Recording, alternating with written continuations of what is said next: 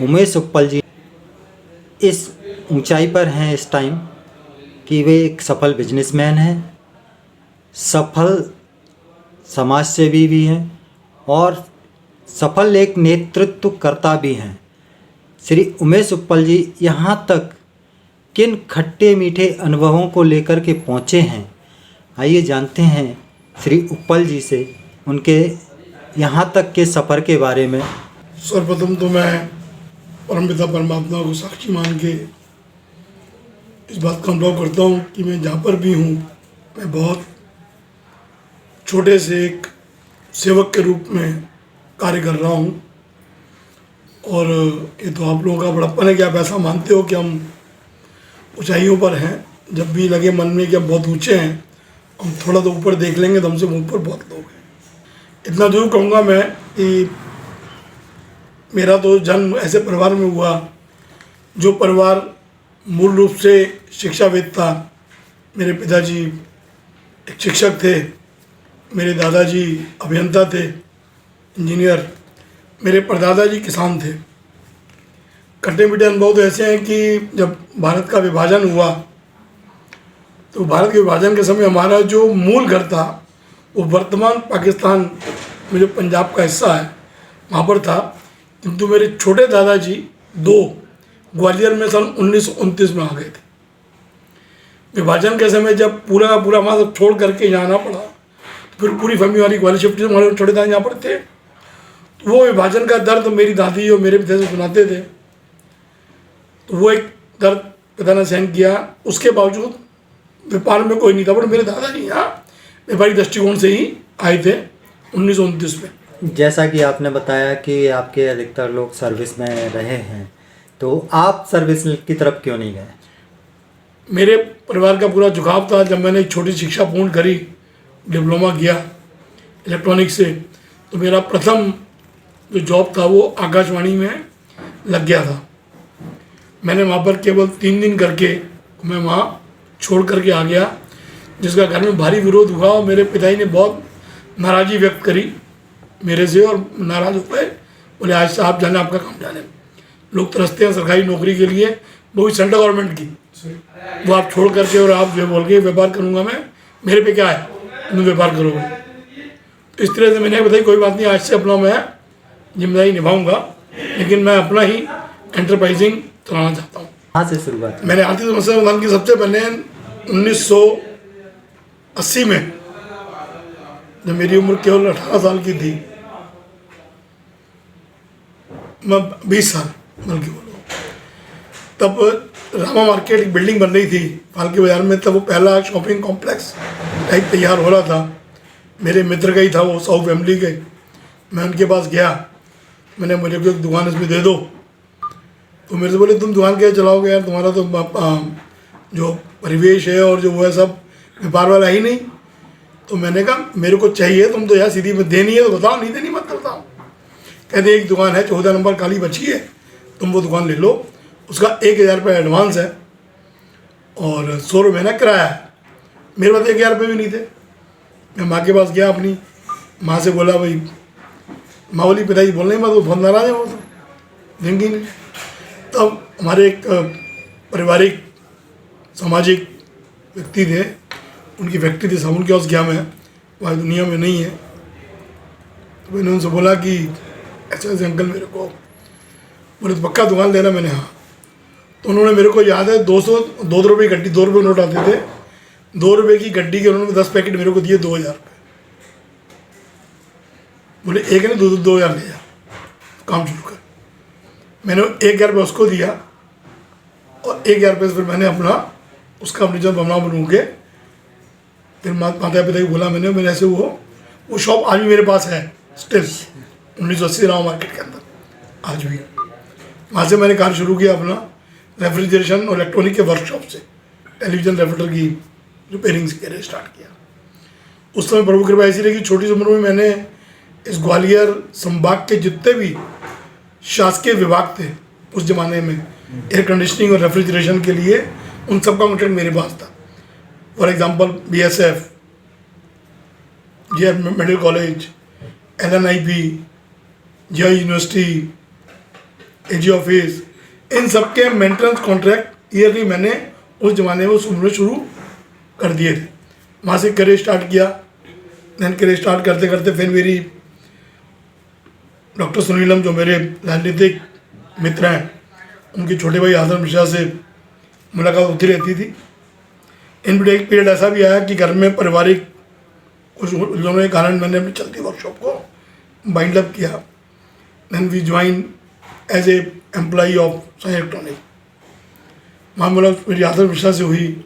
मतलब वहाँ से शुरुआत करके आज आप एक सफल उद्यमी हैं। फिर मैंने ट्रेडिंग शुरू करी आदम मिश्रा जी के साथ भागीदारी के अंदर, जिसका नाम विद्या बिजनेस लिंक। तो ईश्वर ने उसको बहुत चरम पे ले गया, बट अनफॉर्चुनेट ब्रांड बंद होते गए, हमको वो बिजनेस डाइवर्सिफाई करना पड़ा। उसको वाइंड अप करके फिर हमने अपने नए बिजनेस की नया परंपरा है। ऊपर जी, अगर आप बिजनेसमैन नहीं होते तो आज क्या होते? क्या था आपका इसके अलावा कोई एम था लाइफ में? मेरा जो एम था उस एम पे मैं पहले साल चलता रहा। मेरा मिशन एक समाज में परिवर्तन को लेकर के था, क्योंकि मेरा बचपन और विद्यार्थी जीवन पिताजी की प्रवेश में और ब्रजेंद्र तिवारी, जो मेरे पिता के बाद पिता तुल्य हैं, उनके प्रवेश में शुरू हुआ। तो उन दोनों के मन में एक कसक थी कि समाज में परिवर्तन होना चाहिए, सर्वहारा वर्ग जो है उठ के ऊपर आना चाहिए, और जो खाई है आर्थिक वो धीरे धीरे कम होनी चाहिए, आर्थिक खाई। तो उस और जो काम वो करते थे वो काम मैं निरंतर अपना जारी रहा। अगर व्यापार में नहीं होता शायद क्षेत्र में और आगे होता मैं आज। नहीं तो वो भी आप कर ही रहे हैं। अभी मेले के व्यापारियों को तो न्याय दिलवा ही रहे हैं, उनके कंधे से कंधा मिलाकर खड़े रहते हैं। बिल्कुल कोशिश मेरी रहती है। ऐसा कोई जीवन का क्षण जिसमें बहुत अत्यधिक प्रसन्नता हुई हो, और उसके अलावा जीवन का ऐसा क्षण जिसमें आप अपने आप को अकेला पाते हो, मतलब बहुत ज़्यादा निराश पाते हो? मैंने जीवन में कभी अपने आप को निराश नहीं पाया, किंतु अभी कुछ दिन पहले घटना घटी थी। हमने एक व्यवसाय शुरू किया था, करीब 14-15 लोगों ने मिल कर के। उसमें मेरी प्रबल इच्छा नहीं थी, लेकिन कई लोगों के कारण मुझे जुड़ना पड़ा। जब जुड़े तो उसमें जो एक मेरे को धोखे को उजागर नहीं करूँगा, कहूँगा पूछो कभी नहीं आप। उस धोखे के कारण मैं थोड़ा सा बहुत विचलित हुआ कि आखिर दुनिया में अगर विश्वास ऐसे ख़त्म हो जाएगा तो इस दुनिया समाज का ताना बाना टूट जाएगा। फिर मैंने उस समस्या को बंद कमरे में सुलझाया, और समस्या से प्रभु कृपा से मैं बाहर निकला। पर वो पल मेरे जरूर निराशा के थे जीवन अपने। बाकी ज़िंदगी में मैंने बहुत उतार चढ़ाव देखे। मैंने व्यापार का चरम देखा। इस ग्वालियर संभाग का मध्य प्रदेश के अंदर हम लोग पहले जो 4 इलेक्ट्रॉनिक के व्यापारी, उनमें से एक थे हम। जब नीचे गिरे तो बिल्कुल लाइबिलिटी थी, एसेट बिल्कुल नहीं थे, बट कभी निराशा मन में नहीं आई, कभी घबराहट नहीं हुई। और ये बात मैं अपने जीवन के अनुभव के आधार पर वर्तमान नौजवानों को कहना भी चाहता हूँ कि ज़िंदगी में जितना जिगजैग होगा, जितना ऊपर नीचे होगे, उतना आपका जीवन सफल। सीधी सीधी लाइन चली वही खतरनाक है, वो अपर साइड पे हो जो लोअर साइड पे। जीवन में चढ़ना उतरना आपको लगा रहना चाहिए। तो वो जो जीवन मैंने शुरू किया व्यापार का, उसके अंदर मुझे बहुत ज़्यादा कोई कभी कष्ट निराशा महसूस नहीं हुई। जबकि मैंने अगर जो तो मैंने जीरो से हीरो, हीरो से फिर -0, फिर -0, फिर वापस जीरो, जीरो से फिर 1 2 3 की कहानी आज मैं शुरू कर रहा हूँ। तो इसके पीछे एक ही चीज़ है कि मेरे पिता का, मेरे बड़ों का आत्मबल मेरे साथ है, और ईश्वर की भरपूर कृपा है। और खुशी का क्षण मेरे जीवन सबसे बड़ा हुआ था, सबसे बड़ा वो मेरे जीवन के अंदर मेरे पिताजी जब एक बार बहुत प्रसन्न होकर के मेरे से बोले, बेटा मैंने तेरे विरोध तो किया था, लेकिन आज मुझे लगता है कि नहीं, तेरा वो कहना ठीक था कि जो वर्तमान स्थिति जो देख रहे थे अंतिम दिनों में, फिर उन्हें बारे किसी भाई को उन्होंने नौकरी के लिए कंपेल नहीं किया। वो मेरे को लगा कि भाई समाज में ऐसा कौन सा व्यक्तित्व है जो आपको प्रभावित करता है, इंस्पायर भी करता है? देखो, मेरे को अगर मैं सामाजिक और राजनीतिक दृष्टि से बोलूं तो मैंने अभी बोला था कि मेरे श्री ब्रजेंद्र तिवारी जी, उनके पिताजी श्री विश्वनाथ तिवारी और मेरे पिता तो हैं ही। इन तीन से बहुत इंस्पायर्ड हूँ मैं। अगर व्यावहारिक दृष्टिकोण से बात करूँ मैं, तो मैं संजय बंसाली जी से बहुत ज़्यादा प्रभावित हूँ। उनको अपना मैं माइलस्टोन मानता हूँ। संजय बंसाली जी की बात चली है तो एक प्रश्न हमारा ये भी बनता है कि आपका जो फेवरेट हीरो और हीरोइन कौन है और उनकी कौन सी मूवी से आप प्रभावित हुए? देखो, जहाँ तक फिल्मी दुनिया की बात है, फिल्मी दुनिया में मैंने उतना कभी दखल रखा नहीं। फिर भी अगर मैं फेवरेट की बात करूँ तो मेरे को as a hero Raj Kapoor और नसरुद्दीन शाह और ओमपुरी। और हिंदी मूवी? हिंदी मूवी ही तीनों ही है ना। और एज ए हीरोइन बात करूं तो जितना मैंने पढ़ा और समझा है किरदार की दृष्टि से और चरित्र की दृष्टि से, मैं मीना कुमारी, और उसके बाद अगर मैं देखूं तो as a artist Smita Patil, और इन बिटवीन अगर देखें अपन तो रेखा कमर्शियल आर्टिस्ट है, कोई शक नहीं है इसके अंदर।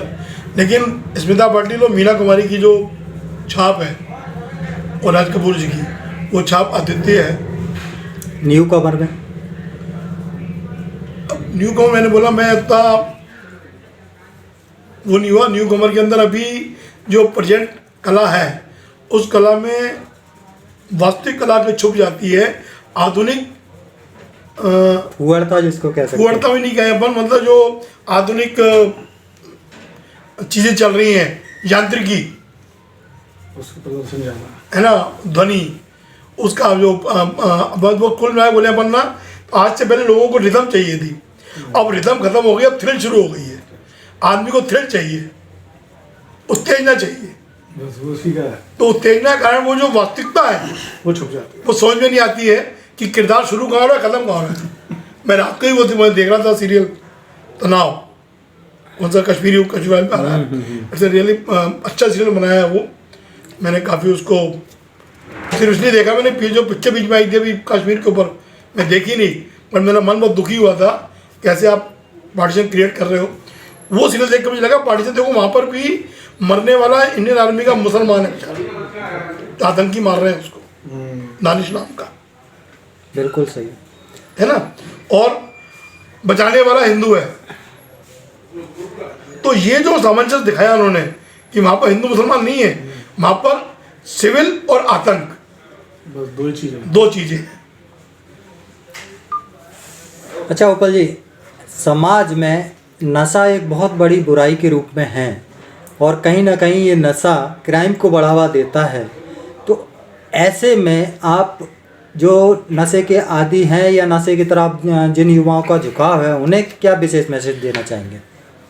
देखिए, मैं आपकी बात से बिल्कुल अक्षर सहमत हूँ कि अपराध को जन्म जो है ना, दो ही चीज़ देती हैं, आपकी अति जिज्ञासा भौतिक जीवन के प्रति और आपका घुटन जिंदगी का जीना, फ्रस्ट्रेशन